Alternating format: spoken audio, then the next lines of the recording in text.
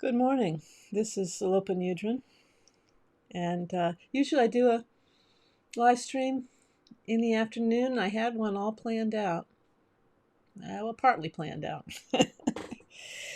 but it's going to be too hot and smoky today for me to be able to stay in my little office. Actually, I'm going to flee to Calaveras County. Please like and subscribe my channel. And if I get 1,000 subscribers, I can actually travel and do my live streams from elsewhere on a cellular signal. And I can also post little announcements, like written announcements, on my YouTube channel instead of having to post a video like that and explain what I'm doing. So I'm experiencing, as so many of us are, the repercussions of a really bad relationship between the human species and the animate and inanimate world in which we find ourselves. So the inanimate world, one could say, the atmosphere itself, a little thin layer of oxygen-rich environment that sheathes the planet. It's so vulnerable to disruption, has been disrupted by excessive carbon emissions, which is everything we do and love emits carbon. And then our forests and natural areas have been torn away, like the Amazon basin is being right now, and in China, forested areas and so forth, and nootropic diseases have spread from animals to humans. And this is going to be an ongoing issue. Also, the permafrost will melt, and diseases that have, bacteria, and I don't know about viruses, will be unleashed on the world that have been hidden under the permafrost and so forth. This is all related to our denial. So the Buddha taught acceptance of the reality of impermanence. In other words, that everything is finite.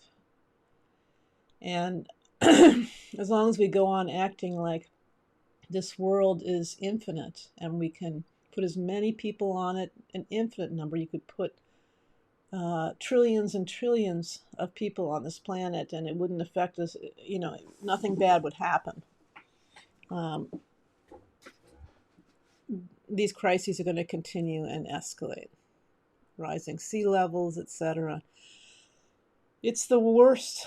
To me, as a big picture person, this, of all the social ills and ills of this world, the worst is this, because it can create an uninhabitable environment for all the humans and all the animals. And our bodhisattva intention, this intention to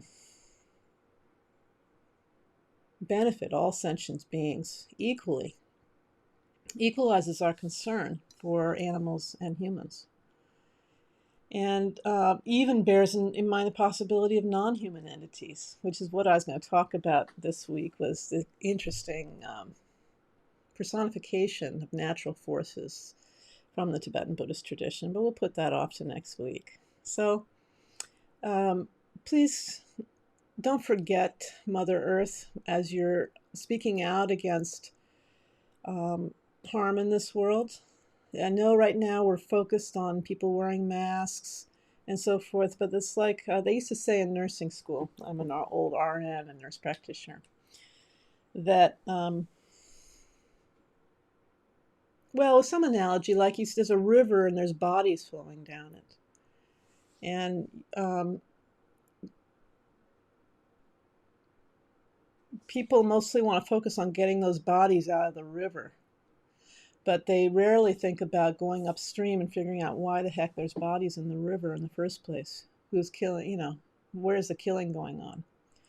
So the ills we're seeing, from pandemic to smoky skies to melting glaciers to fires throughout the whole western end of the United States for now, whole islands being swallowed up by rising sea levels and so forth. That's like the bodies going down the stream. If you're going to deal just with mitigating these ill effects, but you have to go back upstream and see what is the root cause. And this is a totally greedy, uncaring relationship with our natural world. So it's like saying, oh, we can have a happy family. It's just the parents don't get along at all. We're all one big happy family, except the parents are yelling at each other all the time. One parent is abusing the other parent. But everything's fine. Everything is not fine. And so we need to do what we can do to speak out. And, people make fun of us doing individual actions to reduce our carbon footprint. But every little bit helps. I mean, we want to point the finger to corporations, to somebody else. But for example, if you can drive someplace instead of fly and take a little bit more time off of work, flying on an airplane, even if you're only one person in a car, you're still having less carbon emissions than sitting on an airplane full of people.